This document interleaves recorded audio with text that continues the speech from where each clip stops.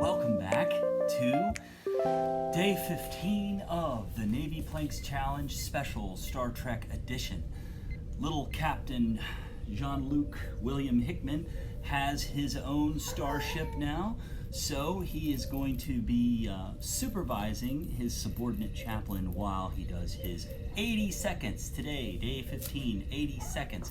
Starting right now. 80 seconds. Okay, 80 seconds. You can do it. 80 seconds. Maybe I can. What do you think, Liam? You think I can do it? You think Daddy can do it? 80 seconds, huh? Oh, Captain. I'm sorry. I guess this is some form of punishment, maybe.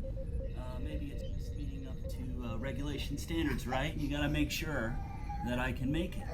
He's not satisfied with my dedication. We are at 35 seconds.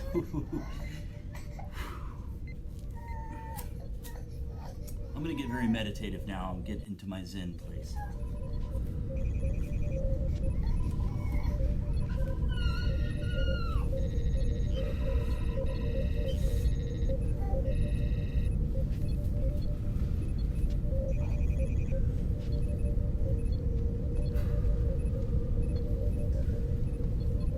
Past 1 minute.